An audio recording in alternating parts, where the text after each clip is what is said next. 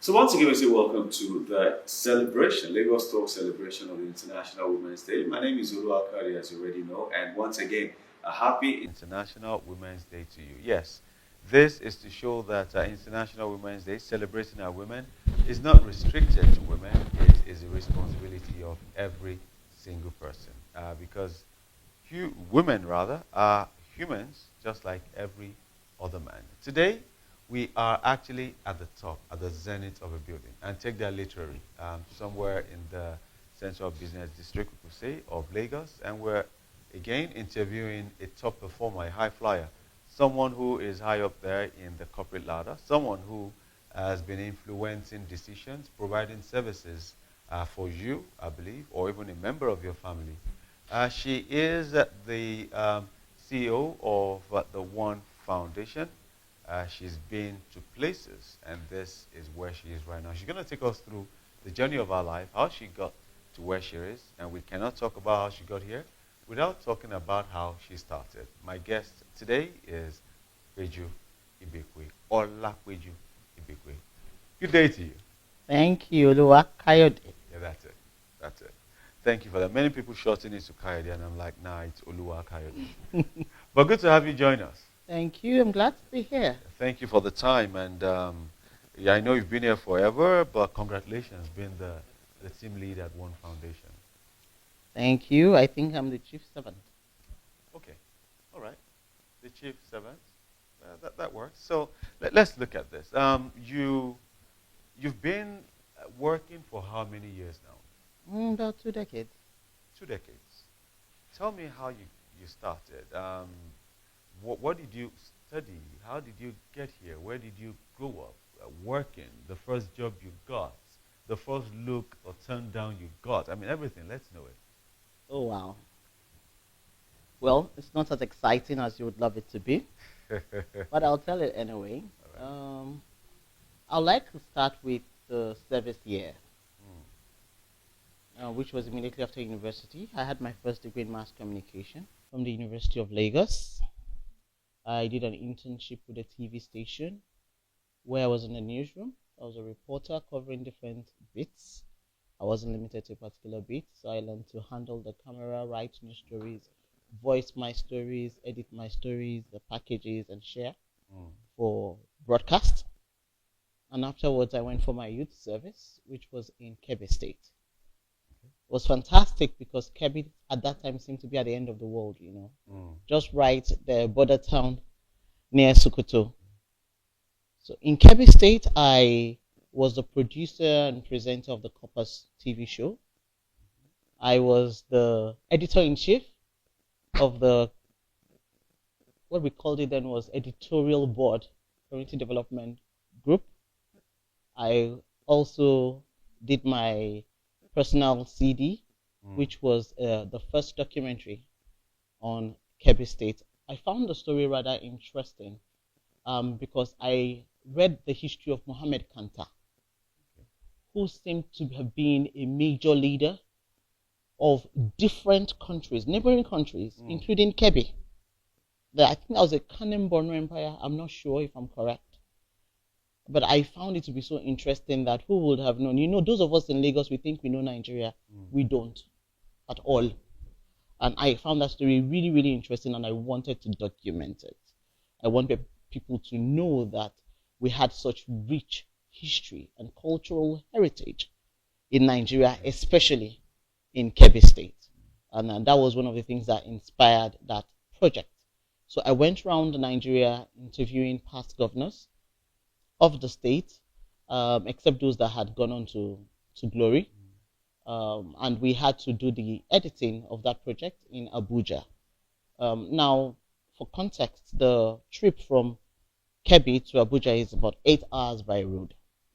And this is a copper. It's not like I had, a sponsor. Job, No, yeah. no, no, no, no, So you no. funded it yourself? Yes, and I don't remember how I raised the funds, but I think some of the governors may have. I don't really remember, but I know I had that And vision. there was no mobile phone at that time. No, at all. So how were you communicating? It must have been tedious.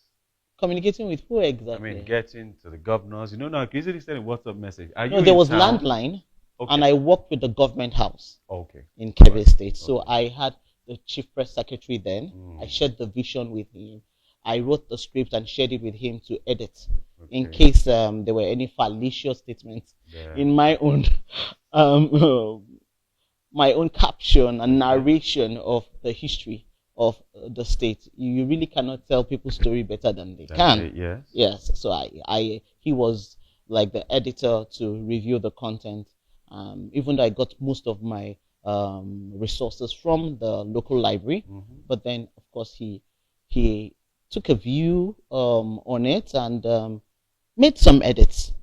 Made some edits, and yes, it was a fantastic experience.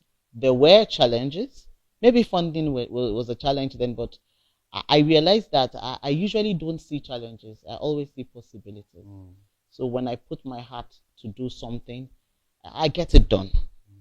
And I make sure that everyone sees the vision I see and is able to support it. And for emphasis, before we move out of your NYSC days, you were, this question is going to sound funny, but back then you were still a lady? Not that you were a man then and you're not a lady? Oh, I didn't tell you.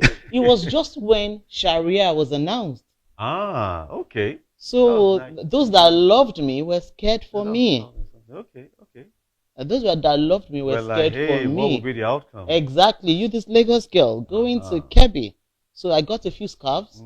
I added a few scarves as part of my wardrobe. Yeah. Right? But I had my corpus uniform. Okay. I remember very well. I was one of maybe the only student. Sorry, I said student.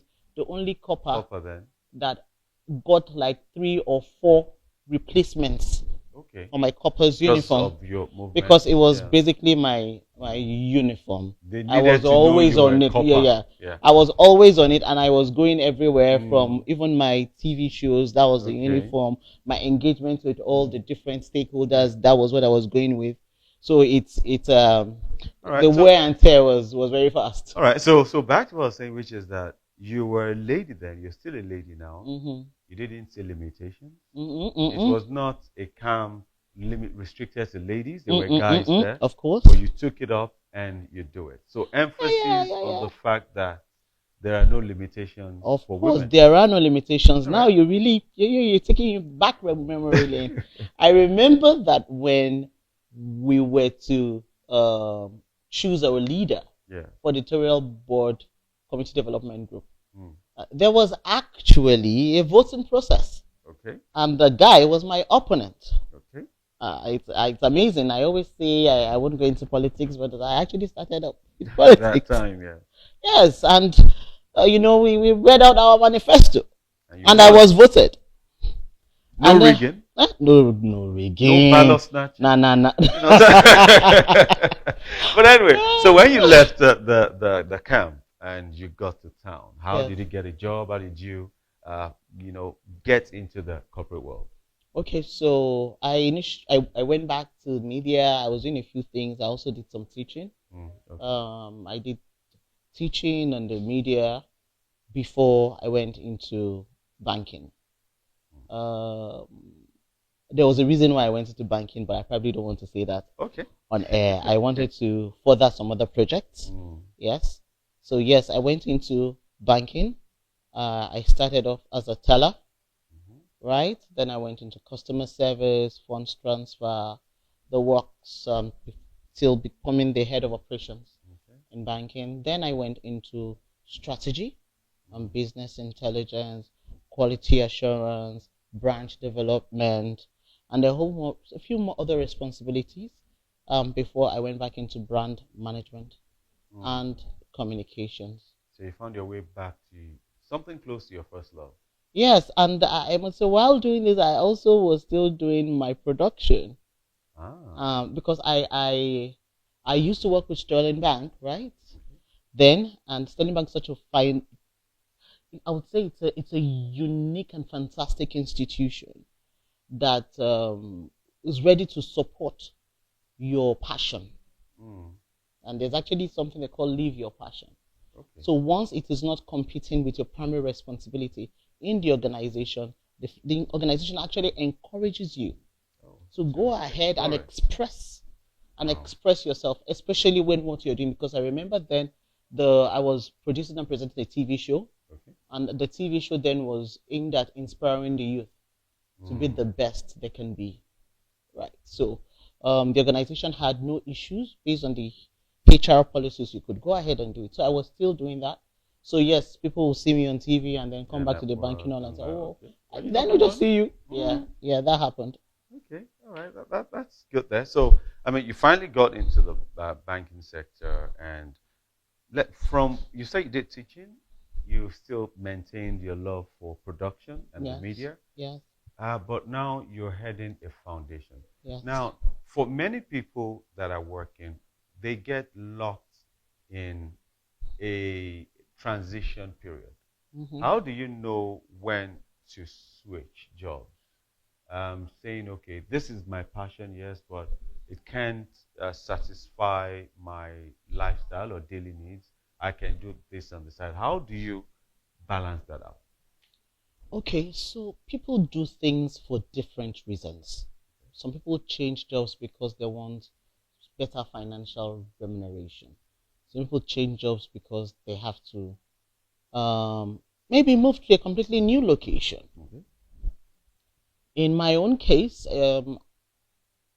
changing my role was more of, I would say, conviction. I had gotten to a point in my life where I felt that I needed to make more impact with my existence. I feel strongly that that usually happens to a lot of people when they get to a certain age, because you realize that life is more than bread and butter. Your life needs to matter, not just to yourself and your immediate family, but a whole lot more people. So I felt a strong nagging that I needed to impact more lives.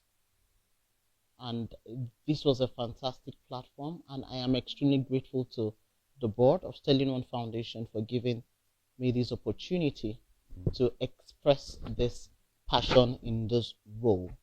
I have also done CSR in the past, so it's not something that is coming. Most of the content I've actually produced about the youth. And yes, it has always been to support people, to help them be more than they are, to support them to see what they could become, to dream, and not just to dream, but to achieve those dreams. So I think it has been a running theme in my life from the very beginning. So I am not surprised at what I'm doing now. I am extremely glad, and I am also very grateful for all the different partners that we have that have similar goals, that we're doing this work together.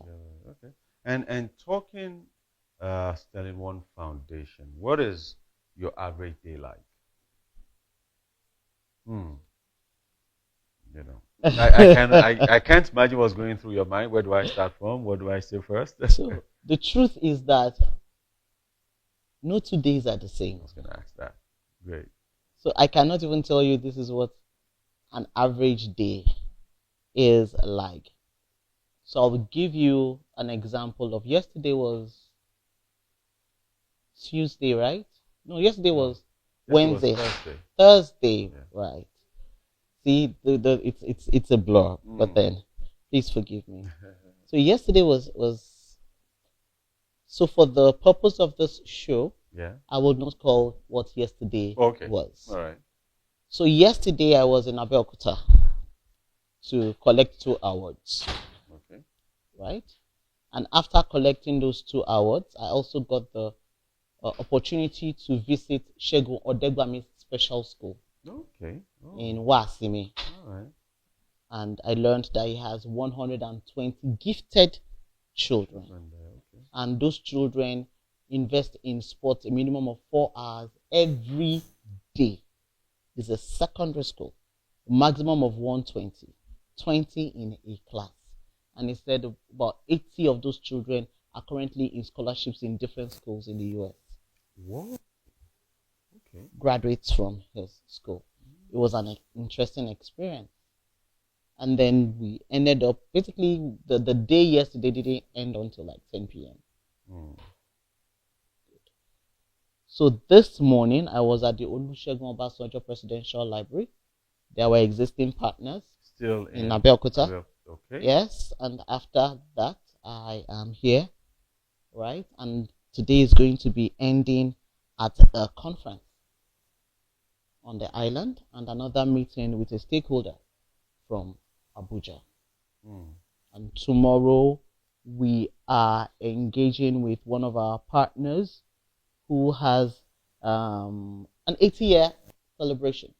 Mm. Good. So work continues tomorrow. That's so weekdays. No, there are no limits. So it's like what they say about soldier go, soldier come, barrack remain. So you're like the barracks. But anyway, let's talk about women here. And throughout your career, working at different places and different sectors, did you ever feel any disadvantage or any peculiar advantage being a lady? Disadvantage or advantage? Yes and no. Okay, let's explore it. Disadvantage, I have had the opportunity to be looked upon as being weak. Call it an opportunity. Yes. As being weak, not capable to take on a higher responsibility. By men? And women. Oh, okay. I say this with, not because there's anything documented, it's based on perception, right? And maybe a bit of hearsay, right? I have had that opportunity. I have seen women also have that opportunity. I see it as an opportunity because you have a choice. You can host a pity party or challenge yourself to prove yourself. So what you find is most women are constantly proving themselves. That can be a disadvantage and an advantage. It makes you better. Okay. When you really stand side by side with any man, you realize that you are heads and shoulders above. Just because you have to do more. Yourself, yeah. So I call it an advantage and a disadvantage. Depending on which way. Exactly. Because at the end of the day, when the rubber meets the road, you realize that when you have to deliver, it's a matter of time you'll be preferred. You'll be chosen because you have paid extra price. The disadvantage is that, hey, why now? Why stress us? Why stress us like that? Why second guess us? Why make us feel less of ourselves? Why doubt us? Because we are capable. Actually, we are very capable. So I think it's a situation where the glass can be half full or half empty. I choose to see it as half full. And I like what you're saying now, which is that a lot of women go through this every day. Of course. But your reaction to it will determine whether you become better or weak.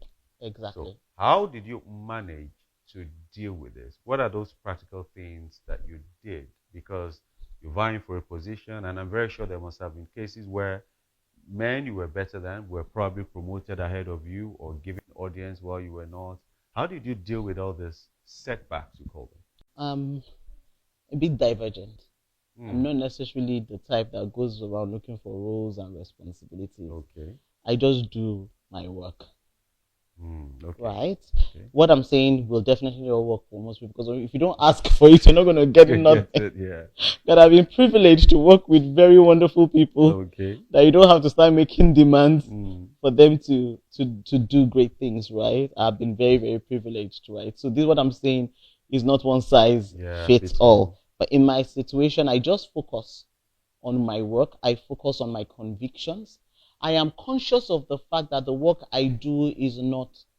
I'm a Christian, right? So I believe that the work I do is not for any man. I work for my conscience first. So I do what I will do at the quality I will do it, whether anybody is watching or not. Right? So I focus on my work and I do it. I when I set a goal, I try to achieve it. I try to fail forward, right? Because yes, you do make mistakes. I have made mistakes, right? But when I make those mistakes, I identify the learnings from it. I try to do better the next time I have an opportunity to do the same thing. Now that is my mindset and that is what drives me. Now where I am now and where I am today, I really never believed I would get there, in all fairness. I wasn't seeking it, I wasn't looking for it, but it came to me. So I think that for everyone, I think you should just focus on being the best version of yourself. I think I am in transition. This is not the best version of me. I know that. I am constantly working on myself, and that is what I think everyone should do. All those positions and all those titles, they will come. That's my own personal view. No, it's personal view. It is not one size fits all.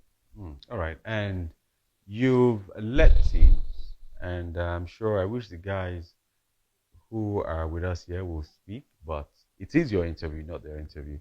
But there's this perception that women leaders are tough. How tough are you? Thank you for that question. Thank you for that question. I would also give an answer that is not very straightforward. Okay. Good. If you deliver high quality work, you know your work and you do it well, I don't think I'm tough at all. If you are intentionally lazy,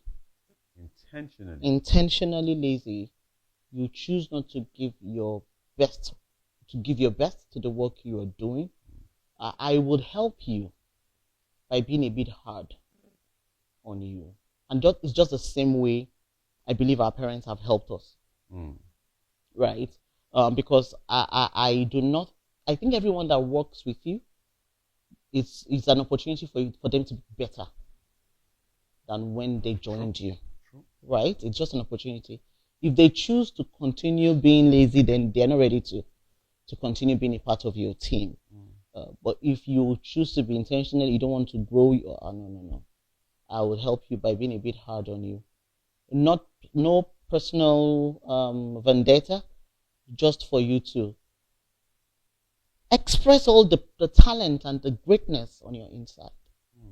All right. And when you look at the ecosystem, the corporate world in Nigeria, there are pockets of, I say pockets now, but I'm sure it wasn't pockets back then when we were starting, of, we say suppression based on gender. Okay, you let us know if it's still pockets now. Because, but outside that, there is, let me ask two different questions. Would you say that as the current workplaces, the setup, is it accommodating for a woman to have a successful career and a successful home? Yes. Okay. I'm a proud example. I have a successful career by God's grace, and I have a successful home by God's grace, and a very supportive spouse. So I think that's a straightforward answer. Yes. And we have unique organizations. I will call Sterling Bank again. Okay. Sterling Bank is a great place to work. Has won the award for 5 years now and counting. And Sterling Bank has intentionally created different programs to ensure that as a woman, you are able to thrive in that organization. I have one fantastic example of when I had my first child. Okay. Right? When I had my first child, Sterling Bank provided a free creche. So when my child was 18 months. Right here in the, yes, right at the office? Right at the office, just opposite the office. This was a new mom who, now the way it is, taking care of a baby, you really don't even know what exactly you just think you want to get pregnant, I want to get pregnant, good. When the baby comes, you'll be like, oh wow, what is this? What did I sign up for?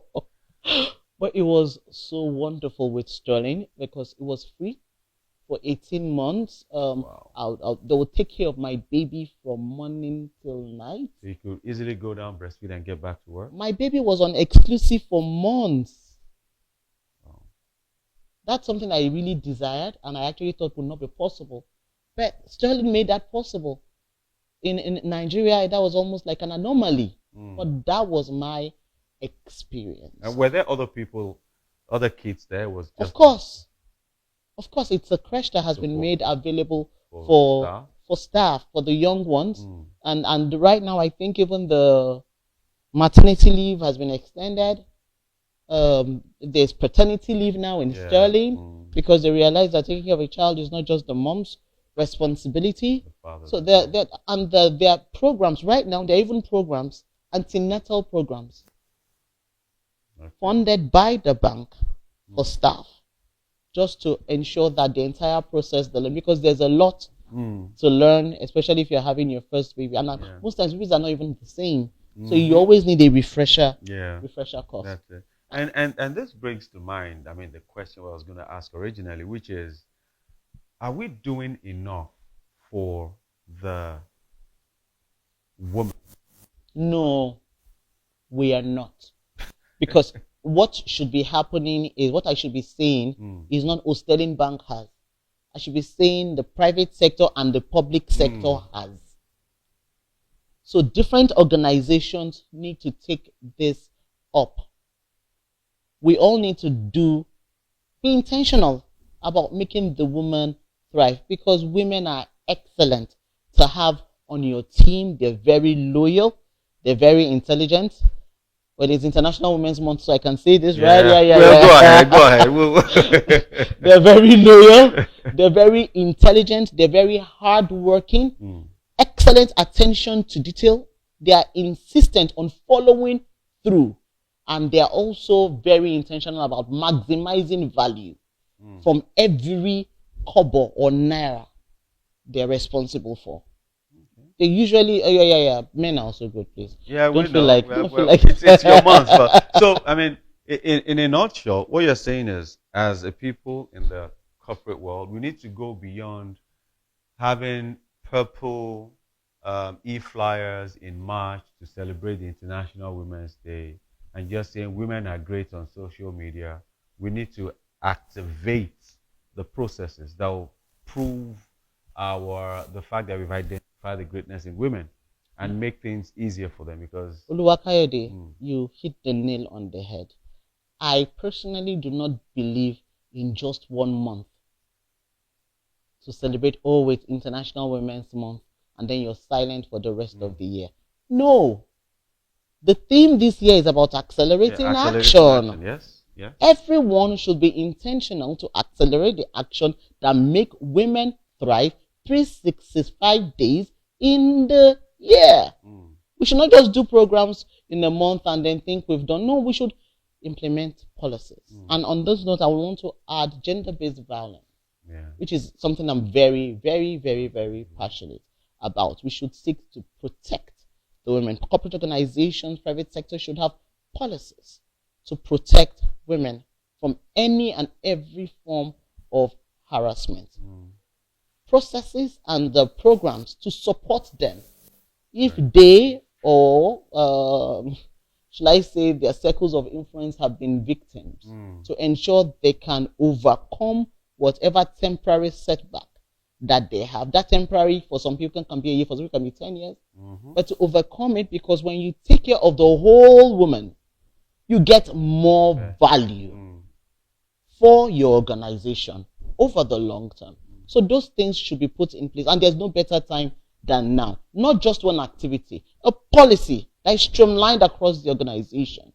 And that can be followed through and implemented. Not a policy that is filed away, a policy that is a working document that people know works. And then there are sanctions when there's no alignment. Great. And I think on that note, it's safe to say we've already started the celebration of International Women's Day with this high-profile top performance. Women, we put that at the end because we just want to prove to you that top performance is all about capacity. And the advantage you have here is that they are women as we celebrate International Women's Day. Olapeju Ibekwe, thank you so much for your time with us today. You're welcome, Oluwakayode. All right. And that's how we draw the curtain. Olapeju Ibekwe has been our guest. She is the CEO. I was warned to emphasize the CEO, not her, but the Chief Executive Officer of Sterling One Foundation. My name is Oluwakayode. Let's continue with the celebration of women, even beyond the month of March. Keep listening to Lagos Talks 91.3 FM.